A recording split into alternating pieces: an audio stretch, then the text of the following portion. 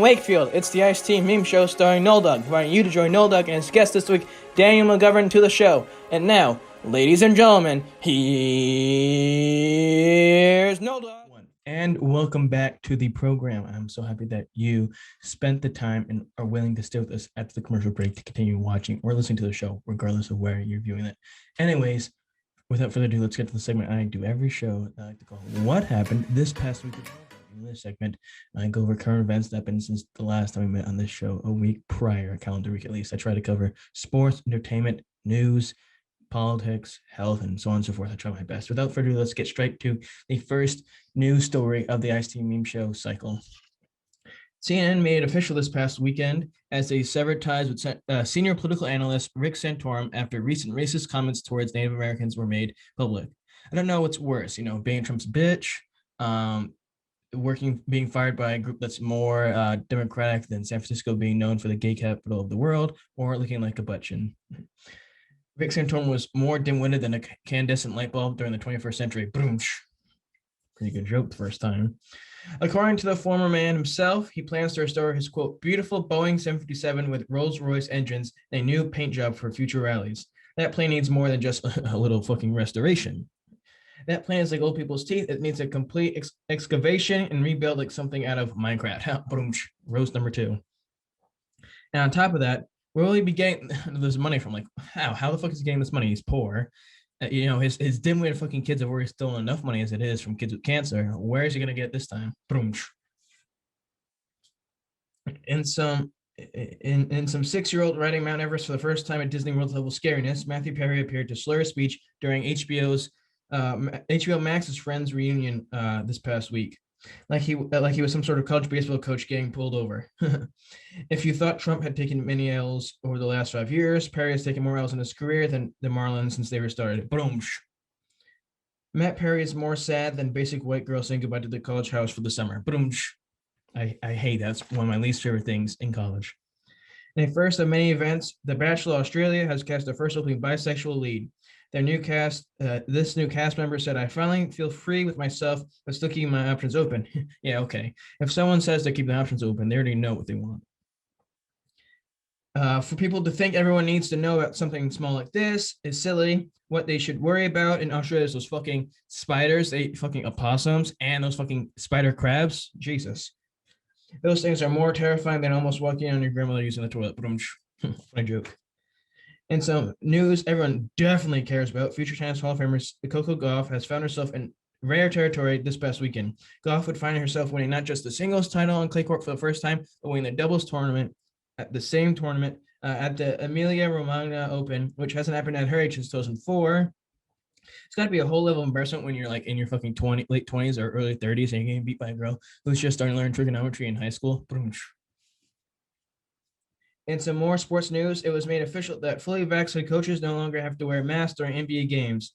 After hearing that, Republicans, who swore to never watch communist sports like that, for a second thought they meant fans as well, so they would run up their credit card bill and buy merch because they're fake fans. But that's kind of confusing joke right there. Kind of messed it up.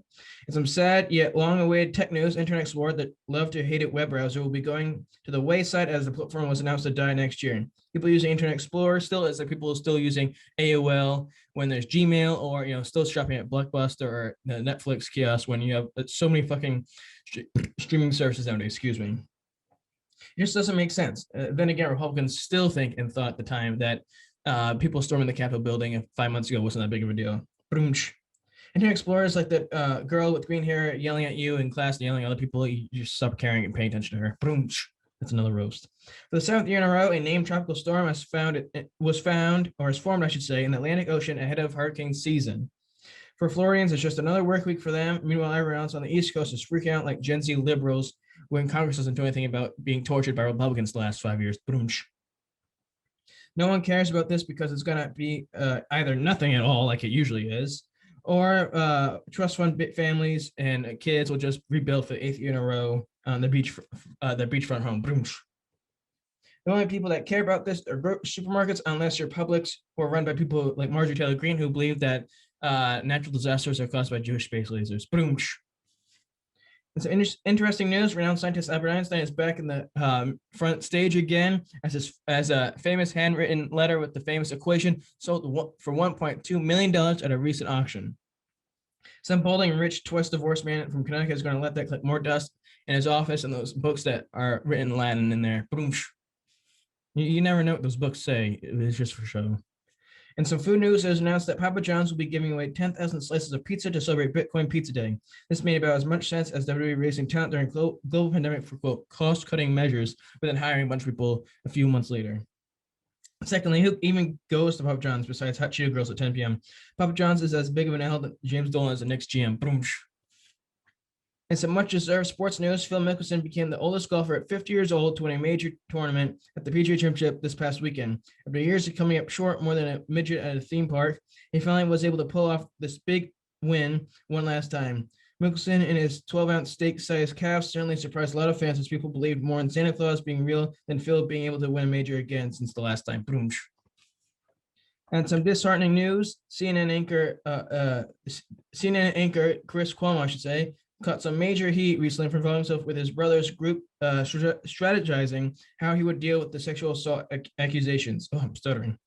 You would think that if liberals are trying to regain the country, the last thing one of the most popular journalists would distance himself publicly from his brother, who seems to be lonely still years after leaving the Kennedy family. That joke was more worse than the latest lie Lin Wood made about the election, Joe Biden and Democrats. Like I said, it was awful. I was losing myself right there. And some aggravating news, it was announced that cicadas are back for more revenge like the rebels in Empire Strikes Back on Hoth. If you thought Republicans during COVID were bad, you've never experienced cicadas. They're more depressing than your mom buying the wrong yogurt you asked for. Cicadas are more disgusting than fat people in a two-piece bikini on a hot summer beach day. But I'm sure, as my grandfather would say, they don't back away from the dinner table. Hopefully, we can get rid of them faster than the Republicans removing people's rights to vote across the southern U.S. But in a yearly tradition, as college students are ending their school year, comes the yearly end of semester post. The yearly end of semester post, where college students, both male but mostly female, sharing their sad feelings of leaving their schoolhouse and going back home and drinking in secret for 3 months. After going to college for more than 3 years now, I still have no idea why girls who drink high nooners to fit in socially think people care about you being torn about moving home for the summer. I really don't understand it. I don't get it, but whatever floats the boat. Famous gay actor Billy Porter has revealed he is HIV positive after keeping his 14-year-old diagnosis private until now. This news came out more quietly than Disney trying to keep the news of the Kenobi sequel under wraps. This story got lesser reaction than a librarian telling people to quiet down on a hot summer day. I gotta be careful of those jokes or I'll get canceled. And some disturbing news, disgraced movie star Kevin Spacey has landed his first film role since 2017 titled L'uomo che disegno Dio. I butchered that probably, which in English translates to, I did gross things to young boys and got away with it and still can work. Spacey allowed to work is like allowing your alcoholic relative to have one or two more drinks at a party. It never turns out good. It's in some interesting legal news, a Chinese American civil rights group is suing Donald J. Trump for $22.9 million for calling COVID-19, quote, the China virus and Kung flu. The sum they're asking for works out to be about $7 for every Asian American and Pacific Islander living in the U.S. Now, now that he's getting sued by the Asian community, who besides Mexico will make his merch now? I butchered that joke. Thank you very much. Like a kid asking to stay over his friend's house after being with him all day, Trump's cronies are still peddling election fraud claims. Michael Flynn, one of Trump's loyal followers, recently said that, quote, the COVID-19 pandemic was fabricated to distract from the 2020 election.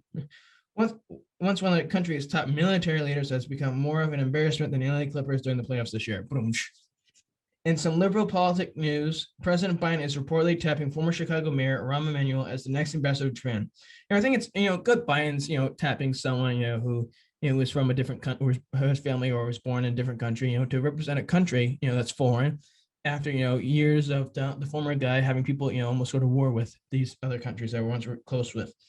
Plus it gives Biden more time to eat ice cream, train his dogs, and take 5 hours to say a sentence.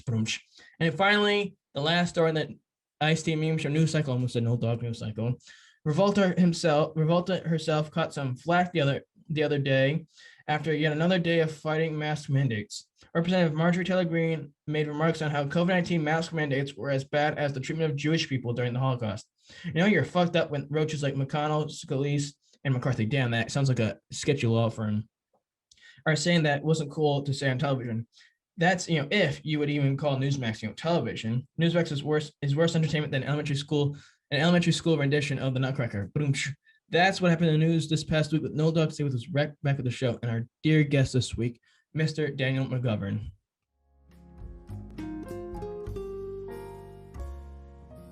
2, 1, and welcome back, ladies and gentlemen, to another edition of the XT and Meme Show. If my memory serves me correct, this is season 2, episode 11. We're getting close to the end, folks. So stay tuned with this. It's a slow process. I know there's some people who have viewed it out there and like to bitch to me about how small the audience is, but it doesn't matter because one day it's gonna be big, and they're gonna look back and like, damn, those fucking episodes at the beginning, fuck yeah. But with whoa! Isn't your dad gonna be looking at this? I don't care. I bought all the shit I'm using. The green screen, the camera, everything I bought myself. So, gotta respect it. Yeah, but no. So my guest I have on today, I mentioned this to him before we got going here. There's some good people in this world, and although never got to play with them on a team, although there's an age gap, he still has a dear spot to myself. One of the funniest cats I know, one of the most mellow guys, but it runs in the family. He's one of the few that I've asked to come on with a big grin on his face, the McGovern grin, the one and only Daniel McGovern. I want to thank you, my friend, for taking the time out to do this. Thanks for sending me that link. Of course, I wanted to try to do as much as I can, and there have been other people that I penciled in as I tried to do it and schedule with them, and it didn't work out. Former teammates couldn't do it. Current Matt teammates Burns. of yours, Matt Burns didn't do it. Burian helped out. Gagden's too much of a camera pussy to do it. Doesn't like to get on camera, which is malarkey. Because if Kaczynski did this, he would have definitely jumped on top of it. But now that Burns didn't do it, so I'm glad that you jumped to it. Obviously, I want to preface the crowd as early on. Since I'm done with the semester, I've been showing my face up to my grizzly old face up to the practices of Mr. McGovern, so we see each other quite a bit. But on this show, for those who are new, and I thank you them for joining us for this new venture and returning guests as well, I usually ask how life's been for them during this pandemic, and obviously you can't avoid it unless you're part of the red party where you think it's fake and it's these disasters are come up by Jewish space lasers. But I asked you, Daniel, as a high school student, and you're well versed in many topics and stuff. How's life been for you during this pandemic? I haven't been asked that question very much, but I don't know. It's almost been like a blur. It's almost like a gray area in my entire I don't know, being. You know what I'm saying? It's just kind of like just been day by day. Yeah, 24 hours. Yeah, it's going through the movements. Yeah, so I mean, it's been all right. Got vaccinated and stuff, but yeah, I don't know. I'm ready for summer. That's for sure. Yeah, ready for it all. And now that we have all these guidelines being changed 100%, I try to ask this to everyone. If there's one thing though, because obviously you reconvene at the end and look back on it, try to fondly. One thing that you can look back at this that you can take away from this positively. Well, one thing I started doing was I got like addicted to jumping rope. There you go. So that's something that happened. I just started jumping rope constantly, which I don't know. I guess that's a good thing, but I don't know. I kind of wish I did some more like fishing or something like that. I spent a lot of time outside, which was a good thing, not big into video games. Oh, I know that. It's not a McGovern thing. It's not a McGovern thing at all. No. So there was a lot of that, doing a lot of yard work and stuff. Yeah, I don't know. Looking back, it might have been a good thing, sort of, a little bit. Spend more time with family and whatnot. There you go. Do you take? Is there anything that now you learn to appreciate more than others compared to prior? Probably like doing that yard work. You Yeah. just like even the most simple things. Sometimes Oh yeah. it's more work than you think. Yeah.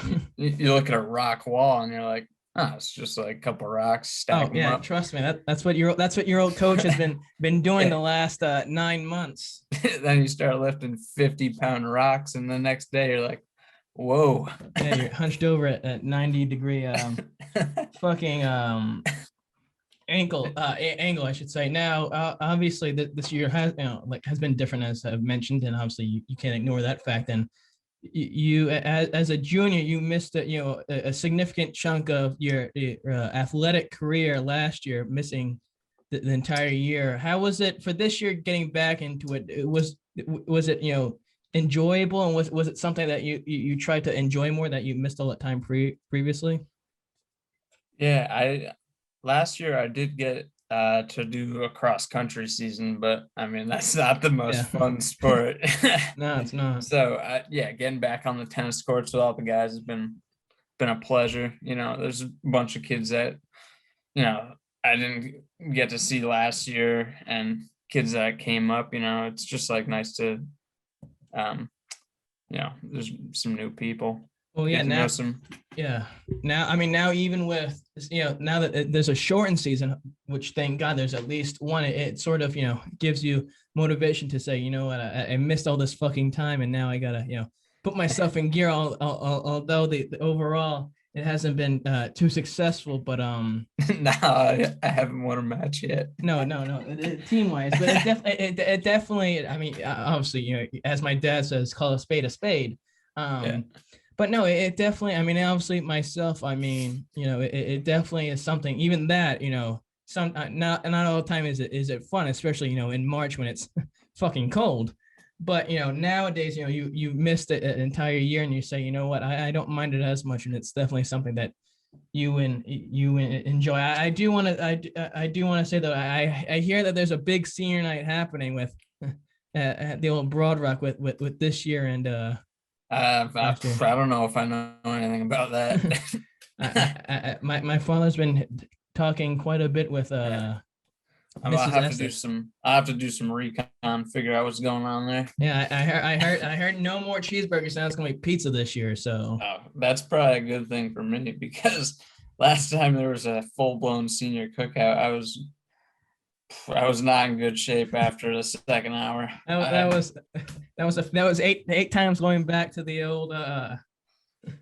If you were not in good shape, then the Keo boys definitely weren't in good shape afterwards. Yeah, I don't know how many burgers I put down, but I can tell you I was not feeling good at all. McGoverns know how to eat. They're all big glasses of water between from the top down to the old bottom. Yeah. One thing I saw this the other day at practice, and I never, obviously I never got to, conversing because I had to go, take care of business with the lower end of the singles lineup and top of the doubles. But I walk to practice, and I see every day I go, there's a lot of pasty kids shirtless at practice, and they can't back it up. There's some that, can sport a nice tan and it suits them well, but most it's, as my grandfather would say, if you got the muscles to pull it off, do it. But if you don't do it. And I was surprised to see that muscle tank tops were used for the season for warm-ups. Years past, I don't think it would have worked. But I think obviously the last few years, my father has realized, it's different times and no more John Burke. So let it go easy. But I was surprised to hear that you were the founding person to put it all together and design the thing. So I'm curious. I'd like to get a concrete answer on why was the caveman from the Geico commercials the front of the warm-ups? Believe it or not, I think that's Bjorn Borg, but yeah. I'm not sure. I don't know. It's just kind of like it just looks cool. But I like to think that the South Kingstown tennis team is a little bit more like rough and tumble than some of these private schools. You gotta be a little grizzle, Yeah, a little gristle. Got to be able to dig in there. Unfortunately, most people on the team can't match the facial hair on that person on there as I've seen. Although I'm not, I don't want to say I'm anything different. I was definitely surprised, but no, like I said, there's a handful of guys on that team. Not going to go into names, and the viewers out there know that there's some that can pull it off, and there's some that can't. And it's God bless them. I'm surprised it was this, but it is what it is. Now I'm also curious, and I never asked this, definitely not to Carnegie, but I didn't ask this to Andrew either. Asked this when he was one for a bit.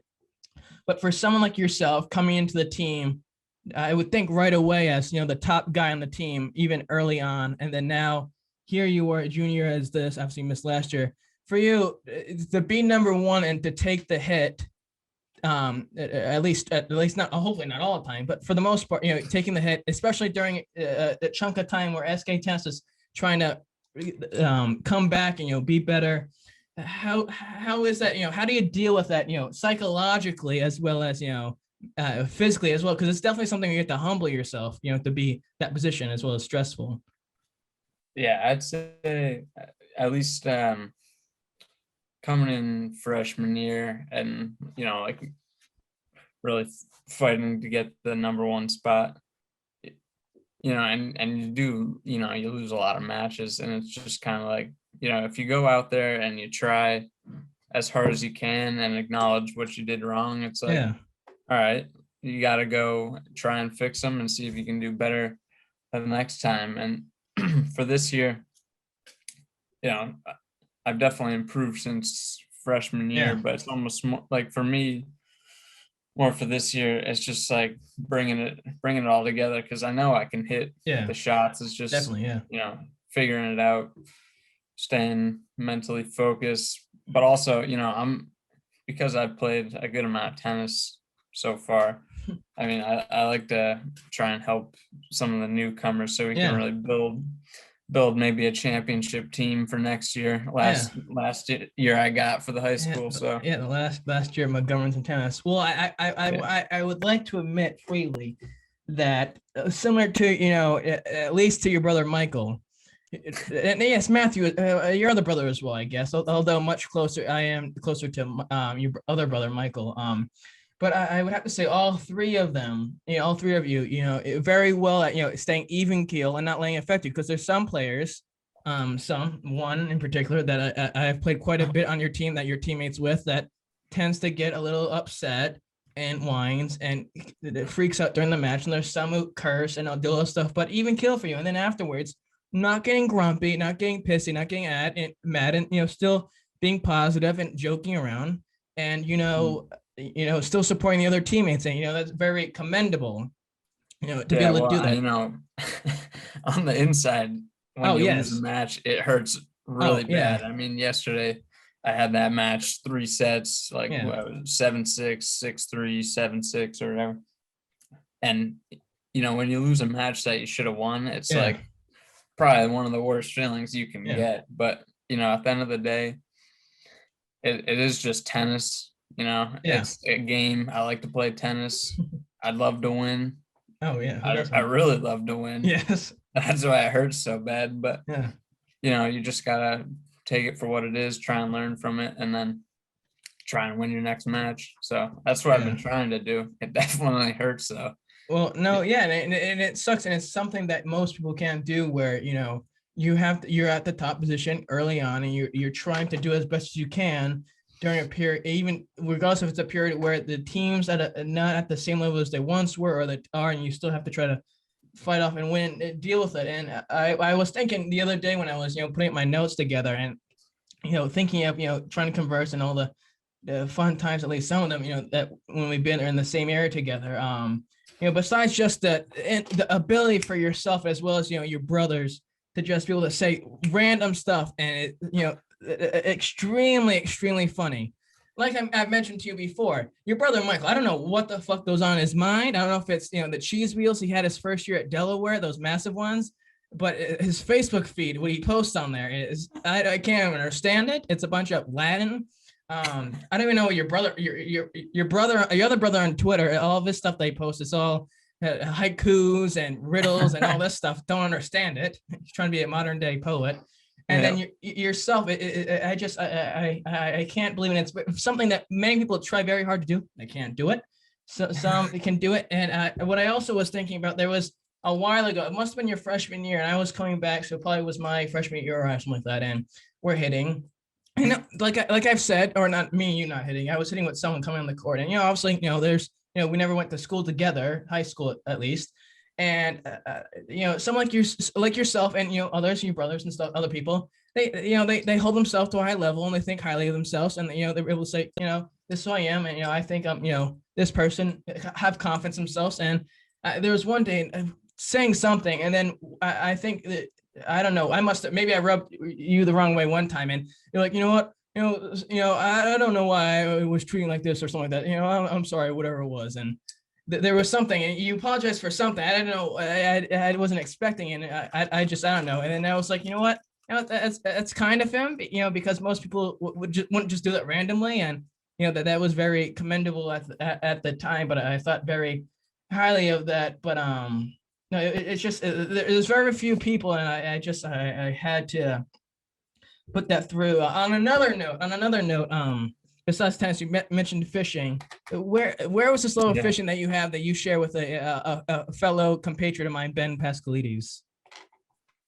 Like, where do we fish? No, like, where did this love for fishing come from? Did it pass down from the patriarch of your family? Yeah, it probably came from my dad. But I mean, fishing, it's not an easy thing to really enjoy, because it's not like one of those things where there's constant action. It's not like hitting a tennis ball back and forth. It's more like, sit and do nothing for 4 hours and hope you get a big one so you can take a picture and brag about it. Yeah, on Instagram. But yeah, I mean, my dad fished when he was young. My mom doesn't really fish. She's not into it. But I mean, even out of me, Michael, and Matt, they don't really like fishing. So I'm the only one that's kind of carrying it down the line there. And then for Ben, I don't really know. I mean, he's probably his dad too, I'd imagine. But yeah, it's not an easy thing to enjoy, especially when some people are just somehow terrible at it. Yeah, no, I can't fish, but you gotta have patience, like you have to have in tennis at the top as you do. Speaking of one I mentioned, when I was playing Mr. Ryan earlier, he said that he's playing you in the second round if he wins his first match. So I said he's gotta do something. He's gotta put some oomph in that shot. But this confidence was what it was. How'd that go? We only played one set because it took forever. I beat him. Must have been 6-4. I'm not that great of a mathematician. Maybe as you were. That's pretty good though. Yeah, no, he beat me the other day, 7-5. It was 5-0, but I had to leave because my sister had her lacrosse senior night, so I was rushed for time. But no, I was a little bit like whatever his name, Spencer Romaine, that burnt Jimmy played the other day at Wheeler, Crybaby. Oh, yeah.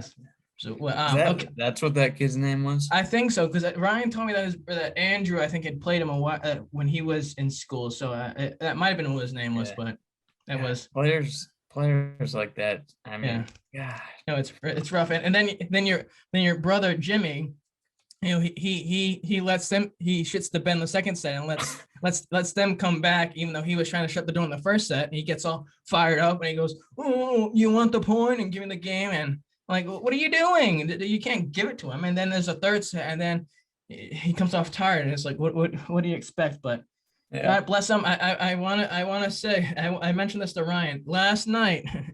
My father, your coach, was getting a little riled up at the second seating meeting because oh right, it got screwed up, and it was, that's too bad. I had to back out back out of the room when he was in there because he was going at it, but he was cracking whip, trying his best to facilitate it. But enough of you needed me there. I would have gotten everybody all riled up. Oh yeah. It was more of the fact that no, I don't know if it's my place to say it, but fuck it, why not? it was just more the fact that, it was people who weren't acknowledging, head-to-head matchups. And they're like, oh, this person, such and such was this in 2019, and now it's 2021, and this person has this many matches, and this person beat that person. It was just wow. And I didn't know what I was working with. I almost didn't have dinner that night. I had to cook myself some SpaghettiOs. No flatbread pizza from home, but highly nutritious.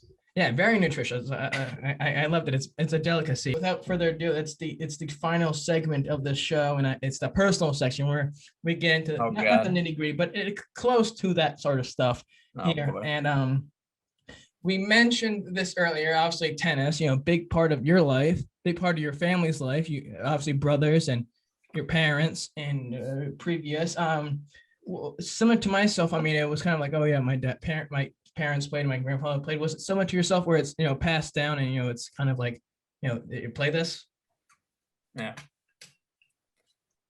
What side was it from down? Was it just both parents, or was there one that really got you into it? So on my mom's side, her mother was on the circuit or whatever back in the day. I don't know what for women's, because I don't think there was really the whatever it is, WTA or whatever.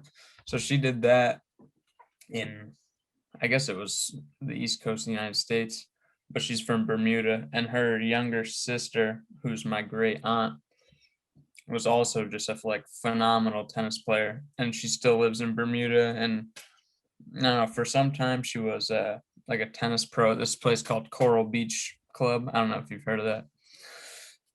So then obviously my mom had some good teaching when she was growing up, and she's a pretty good player. She plays USTA and stuff. And then on my dad's side, I guess my grandpa did play tennis, but not at as high a level as the other side. Yeah. And my grandma would play with him kind of, because he was during his career, he was the president of Pepperidge Farm and Campbell Soup. So instead of going out to the golf course or whatever, he Smuckers, they played tennis with the Smuckers brothers and stuff like that. Wow, that's high class. So, there's been, I guess there was some decent tennis on both sides, but I don't know if my grandpa on my dad's side really taught him tennis that much. It wasn't as big of a thing growing up, but he plays now and he's into it. He's a lefty, just like yourself. Yeah, just like myself. That deadly spin for us righties, Yeah. So, I mean, on both sides, there's been some good tennis, and then, me, Matt, and Michael we're all pretty athletic, and we just kind of picked it up. Now, speaking of that, I want to piggyback on that. Like you mentioned, all three brothers play. What's that been like? I mean, have both your brothers on the team, and then obviously you get carried along to the matches and USTA and stuff. So what was that like for you? Growing up compared to now. I'd say it was pretty, looking back at it, it was kind of I forget how young I actually was, because the age gap between me and Matt is 5 years, and me and Michael it's 7 years. So when Matt was on the team, I don't know how old that would have been, I don't know, 10 or 11 or something. I don't know. So I mean, I love to watch their matches. I don't know, I guess they both ended up pretty high up on the roster, but I mean, it was good. I loved the senior night barbecue, that's for sure. I wolfed 10 burgers down like nothing. But I mean, all the guys were super nice.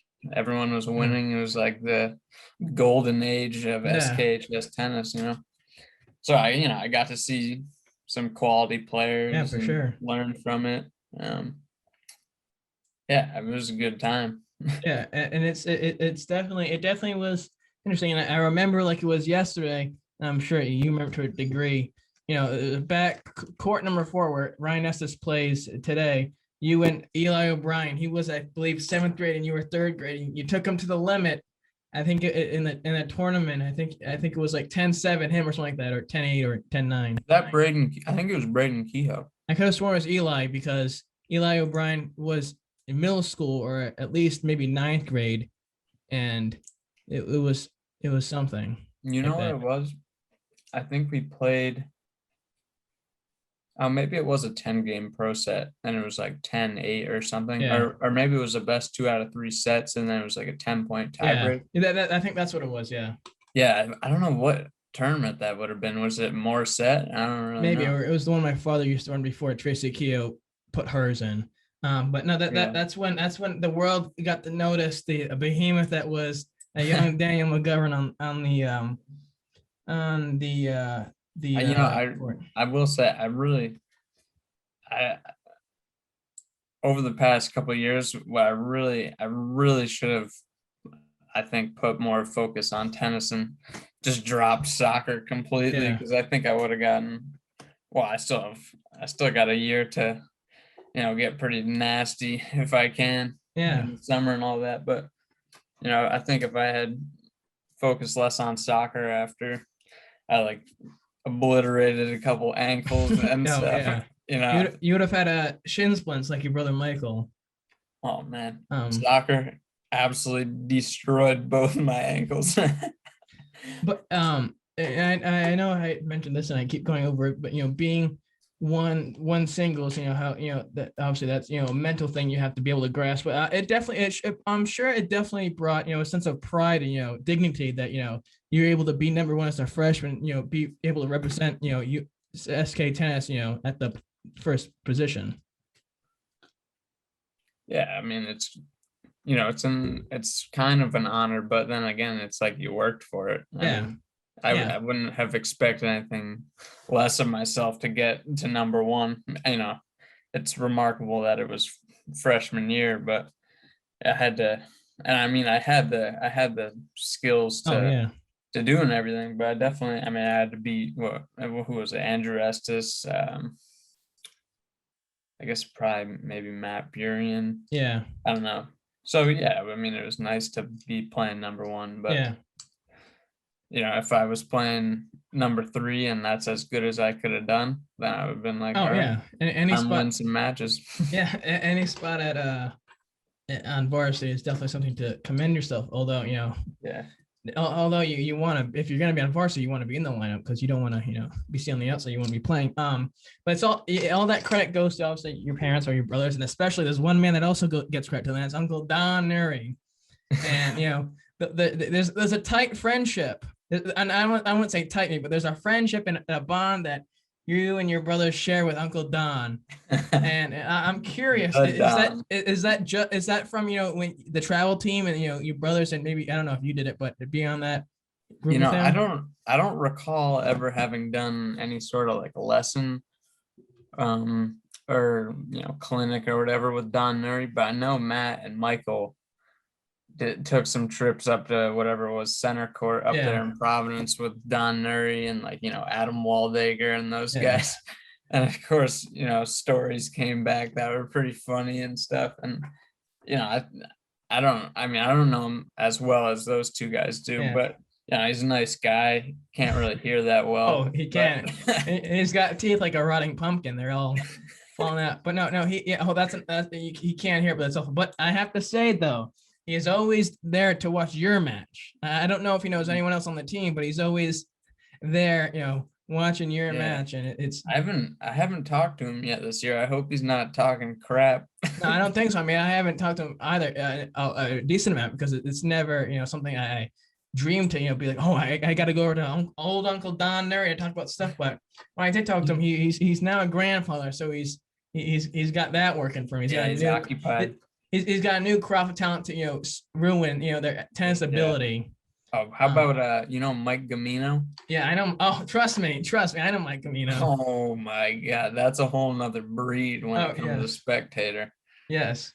Oh my God. Oh, thank God. I do like the guy, but he is a distraction when he comes. Yes, well, because he stands over and he hunches over like Dracula, That And guy then has to have ties to the mob. There's no no, doubt in no, my because mind. he for years he had his own construction company. Yeah, And yeah, when you're driving up to Smithfield through those, like the not obviously there's no mountains and around, but the big hills, and they have they split it open. And he dealt with a lot of yeah, that splitting it open with TNT and stuff. And he's got stores and he knows a lot of stuff. But he comes over to my grandparents' house often, just pops over to talk. And my grandmother hates him and she tries to shoot him out of the house. But he tries to give us 5 cents. I haven't seen him in a while. No, that's yeah. a Neither have whole I. that's a whole nother breed of tennis and fans. There's many of them, but I can't. There's a Yeah, small there's levels. There's someone small like myself, who's been around long enough tennis, to give us 5 cents. Might not be the most productive thing, might not be the most effective thing. yeah, You can't always take it. I mean, I'm not going to get to some of the big dogs like yourself or Burns, stuff like that. Trying to get to the weaker players, the lower level ones, may not take it. Then there's obviously someone like Don and Mike Amino. Then there's my father. And there's Coach Ray, who still tries to get out there and ruins it all, but still makes it work in the end. But no, that's he's got some. Hey, you know that one with like where the net is a wall. oh yes, the tarp, yes. A good point. I Yeah. mean, Oh no, yes, yeah. there's no good reason to hit the ball into the net. So why do I do Yes. it? It's an old thing that's dated about 30-35 years, but it still works. Yeah, that's good stuff. I don't know if you're ever there when he would bring the softball bat over and he'd toss on the net the court whenever you'd make an error. No, I wasn't around. Wow, maybe I've He seen did that a few times. He'd show up with his golf glove and put Yeah. that on and use that. Yeah, He's got all sorts of stuff. The thing is, most people don't know is that the last probably 20, 25, 30 years, he's been trying to write a book on tennis.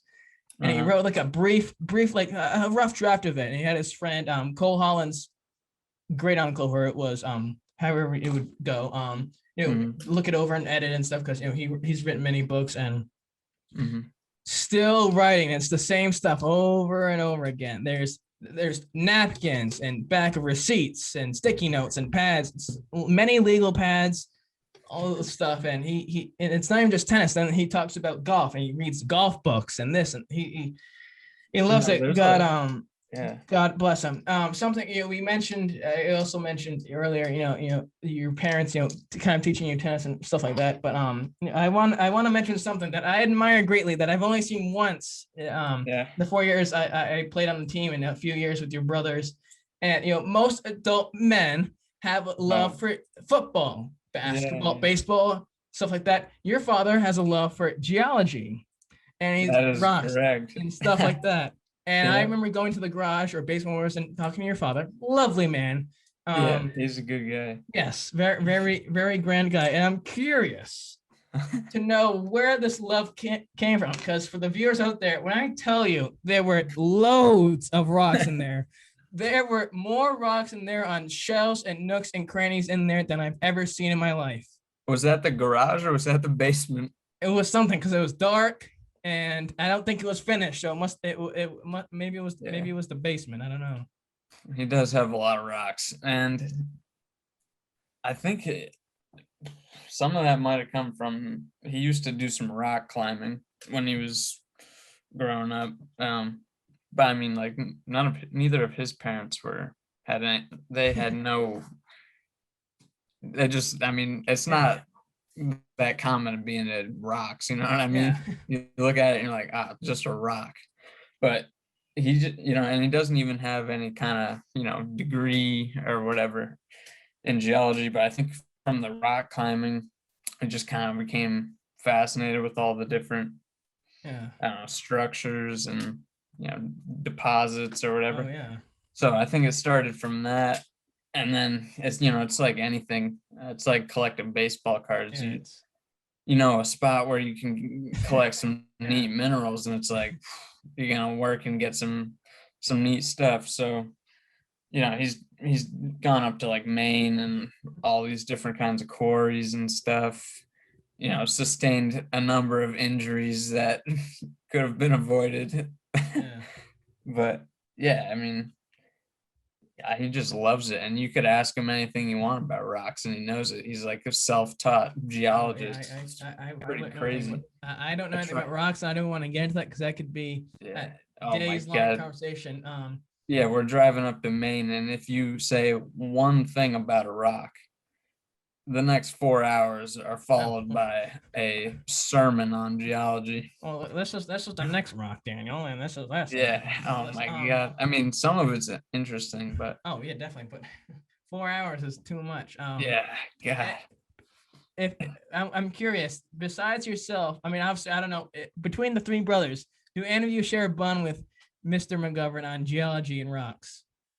I kind of like it. It's Yeah. interesting. Michael is, he's kind of a, I don't know how to describe it. He's unique Yes. in his own way, you know what Yeah. I'm saying? So he's kind of into like the, like tarot cards and stuff like Oh, that. All God. the, whatever it is, Yeah. folklore, or for all I know, they might be accurate. I have no idea, but I Yeah. tend to think they aren't. Yeah. So he's into like the, have a piece of whatever it is, amethyst by the bedside table or whatever, and you're gonna become enlightened. But I'm not as big of a believer, so Yeah. I don't know. They are fascinating. Some of them Oh, are yeah. pretty beautiful specimens and whatnot. So But you got to keep the thing. You got to keep the conversation short though, because once you Yeah. get it going, it's a whole jumble that is 100% correct. one of the final two things I want to mention. Now it's known over the years, and I think my father has had conversations with Ray about it, and has scratched his head about it, and from time to time your family likes to vacation down in why am I forgetting Matunic. Yep. And not, I'm curious how that started. Matunic of all places, because Matunic's not that far from Wakefield, so there's got to be some significance to it. Yeah, that's actually pretty. That's like a long kind of chain of events that kind of happened there. I guess it has nothing to do with anything on my dad's side at all. It's more, I guess it was my mom's parents. They were friends with some people down there, Okay. gardeners, lotties, whatever, bunch of families that kind of had this stronghold or like compound down there. And there's like timeshares or whatever Yeah. for rented time and whatnot. And at one point, my mom's parents had a house like across the street from where we'd stay, and they lived there for a while, or it was like their second home for a while until they sold it. And like she would spend summers down there when she was a kid because of her parents and whatnot. So then she became friends with, honestly, it's almost like we're cousins with these people. So like she's friends or whatever with all these people, and so we were able to rent down there. There just so happens to be a clay court for tennis, and so it's just like it's just like a fun compound. You can walk down to the beach and stuff. So that's interesting. Now the last thing before I want to end, this is the first time kind of asking this sort of thing, so we will include in the next things. Now obviously retrospect on one's life, looking back at near the end of it all, for someone like yourself, a man of humor, a man of I guess ingenuity, and a man of poise and even keelness, how would Daniel McGovern, whether it be tennis, just strictly tennis, or in general, like to be remembered? Oh my God. You talking about a really difficult question to answer right there, because I'm only 17 years old. Okay, then you know what we'll do? We'll restrict it just to tennis. So obviously, only 4 years of high school tennis. So at the end of it all, in that retrospect, I guess. I'd like to think that people, when they think of Danny McGovern playing tennis, that he worked as hard as he could and left it all out on the court. Because at the end of the day, like I said earlier, there's nothing more like there's nothing I love more than winning a tennis match. Yeah. But at the end of the day, it is a tennis match, and you just gotta work as hard as you can, try and hit the right shots, be smart. Yeah, so I mean, at the end of the day, I'd like people to think that I was a hard worker and I didn't like give up or anything, even though sometimes you get distracted and it might look like that, but tennis is a hard game, and I don't think a lot of people really understand that. And I think with SK tennis, this isn't me bullshitting being related to the coach or whatever it may be, but I think with tennis, especially with the community, not just SK as a whole, but the school, I think it's a tight group of people who are there to defend each other, to make sure to work hard, and make everyone compete at a high level. And I think it's great pride. I'm sure you feel the same as well. Being able to be part of a program that's known for a high quality of work, regardless of the period they're playing, and that we put all our stuff in, and there's no BS taken. Case in point, the other night at Wheeler Farm, or an EG match in the past. But no, that's it. But no, it's very well. And Mr. McGovern, as I said earlier, I thank you sincerely from the deepest depths of my old chunk of coal of a heart to do this for me. It means more than I can express that you reached out and said, I gotta be on that show and do it. I appreciate it. For all of those people out there that are viewing, because I know there's loads of fans. This will be up. This will be up ASAP. I'll try my best to put up tonight. If not, look out for it tomorrow. If you're on YouTube watching this, do me and Daniel a favor here. Subscribe to it. Turn bell notifications on. Yeah, you better smash the you like better button. Believe I'm gonna be promoting this podcast from now on. Smash the like button and hit the share arrow. So this is right. Hypothetically. So Daniel's got two brothers. I don't think they live at home anymore. Daniel does this, for example. He says in his Mom, Dad, Michael, Matthew, I just did the greatest thing ever. I was on this podcast with Nolan. You remember him, right? The coolest guy ever. And I'm gonna share with you. So people out there, click the share arrow. Then it goes to your friends and family. And what that does to me and Daniel, that tells us that you enjoy it so much and you're invested in it, that you want other people to invest in. So please do that on Spotify, SoundCloud, Apple Podcasts, Stitcher, and so on and so forth. Click the follow button, like it. Turn bell notifications on, share it, and do all that great stuff, and watch this motherfucker fly to the moon, as Frank Sinatra said. Exponential growth. That's what we want. Exponential growth, indeed. We're getting, like I said, also getting close to the end. So stay with us. This will be getting better, I promise. So for those who think it's boring with less than 20 viewers, don't worry about it. It'll get better. I swear. And until then, till we see each other again, my friends, as in the words of the great Johnny Carson, I leave you with this. I bid you all a heartfelt good night. See you soon.